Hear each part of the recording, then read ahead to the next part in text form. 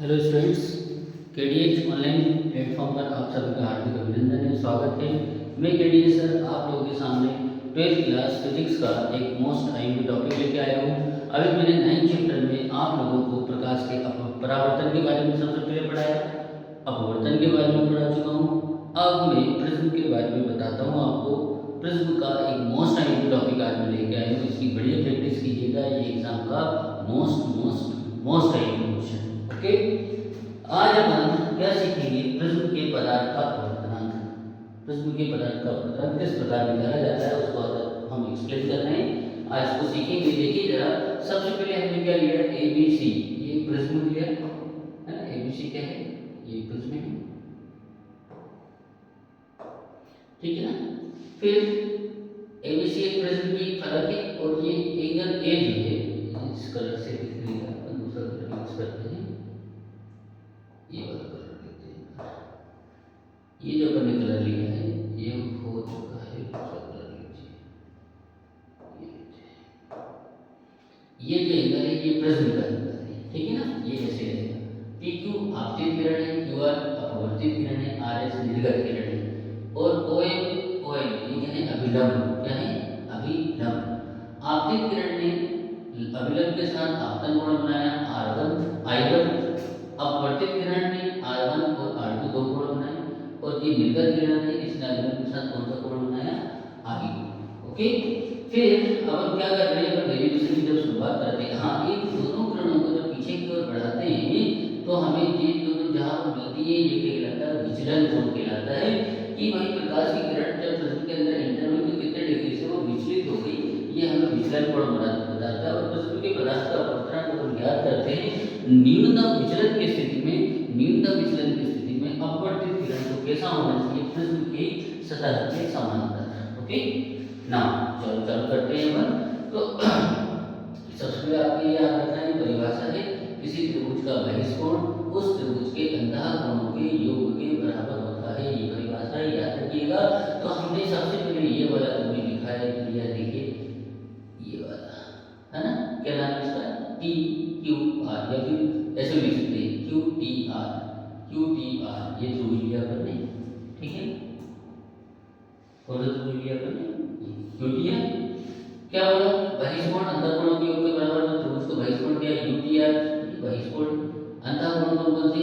T Q R, T Q R, T R Q, T Q R, T R Q.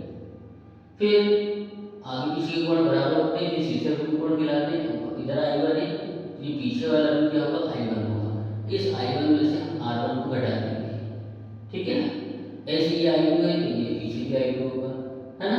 तो हम इस I2 में से R2 को घटा देंगे तो कौन सा कोण आ जाएगा? ये ऊपर वाले कोण आ जाएंगे, I1 minus R1, I2 minus R2। Okay, न्यूनतम विचलन की स्थिति में हम डेरिवेशन को ड्राइव करते हैं। तो न्यूनतम विचलन में निर्गत आपतन कोण और निर्गत कोण लगभग के बराबर होंगे और अपवर्तन कोण भी लगभग क्या होंगे? बराबर। क्योंकि समांतर बोला ना, फलक सतह के समांतर होती है तो ज्यादा अंतर नहीं आएगा इनमें, है ना, लगभग बराबर होंगे।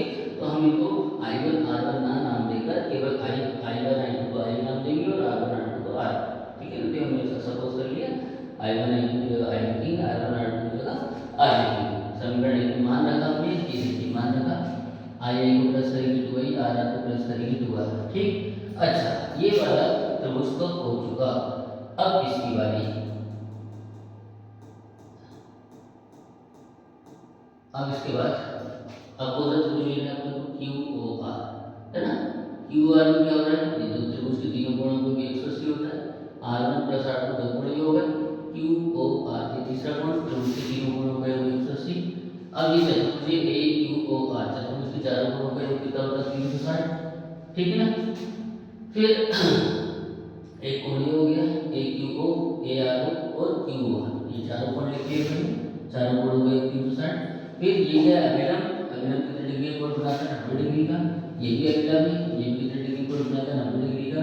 बचा क्या? A 90 90, QR ऐसे लीजिए, 90 90 180 का पक्षांतर करके घटाया, A प्लस QOR का मान आ गया 180। समीकरण नंबर नाम दे दिया 4। ओके, तो ये भी 180 वाला समीकरण है, ये भी 180 वाला समीकरण, दोनों की तुलना करें, दोनों बराबर, QR कैंसिल, क्या बचा? R1 प्लस R2 बराबर ए, और हम न्यूनतम विचलन की स्थिति में हम डेरिवेशन को ड्राइव कर रहे हैं, तो R1 R2 लगभग बराबर, तो दोनों को हमने बराबर करके R2R और R का मान निकाल लिया A/2। R का मान किस में रखा, समीकरण नंबर 2 में रखा, ये आपका समीकरण 2 मान रख दिया। R का मान A/2, 2 से 2 कैंसिल, क्या बचा 2i माइनस a का फंक्शन करेंगे प्लस a, i का मान आ जाएगा del m plus m a/2। Del m देखिए यहाँ डेल है, न्यूनतम विचलन की स्थिति जैसी है क्या बनेगी, डेल m बन गया। अब डेल m चलेगा, ठीक है ना।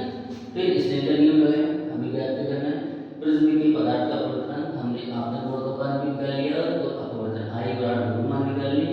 हमने स्नेल नियम लगाया, स्नेल का नियम है sin i बटे sin r, यहाँ पढ़ा भी चुके हो पिछली वीडियो में। i1 का मान रखा, i का मान रखा, r का मान रखा। ये जो आंसर आया है ये किसका आंसर है, प्रिज्म के पदार्थ का अपवर्तनांक। ये हम याद कर चुके हैं, मोस्ट टाइम टॉपिक है, इसकी बढ़िया प्रैक्टिस कीजिएगा, ठीक है ना। चलिए आज की क्लास यही समाप्त करते हैं, कल फिर आइडेंटिटी टॉपिक के साथ मिलेंगे। कल हम सूक्ष्मदर्शी और दूरदर्शी के बारे में एक्सप्लेन करेंगे, वो भी अलग अलग क्लासों में, सूक्ष्मदर्शी अलग क्लास में चलेगा, दूरदर्शी अलग क्लास में चलेगा। हम ये चाहते हैं कि आप अधिक से अधिक संख्या में चैनल को सब्सक्राइब करें, अपने फ्रेंड सर्कल को प्लस करें, क्योंकि गर्मियों जैसे ये बोर्ड एग्जाम खत्म होगा, मैं अभी JEE लेवल के क्वेश्चनों की प्रिपरेशन कराऊंगा। फिजिक्स जो आपकी नीट की एग्जाम होगी, नीट में फिजिक्स आती है और JEE में मैथ और फिजिक्स दोनों पूछी जाती है, तो मैं ये सब्जेक्ट की प्रिपरेशन कराऊंगा, फिजिक्स की और मैथ्स की। तो मैं चाहता हूँ कि आप लोग अधिक से अधिक संख्या में जुड़े, ताकि अभी मैं जैसे बोर्ड एग्जाम से फ्री होकर 3-3 4-4 घंटे की मैं लाइव क्लास में उनका वीडियो भी बनाऊंगा, तो आप मुझसे जुड़े, ज़्यादा से ज़्यादा संख्या में आप जुड़े, और ये चैनल आप लोग को फ्री ऑफ कॉस्ट एजुकेशन देता है। चलिए आज की क्लास यही समाप्त करते हैं, थैंक यू।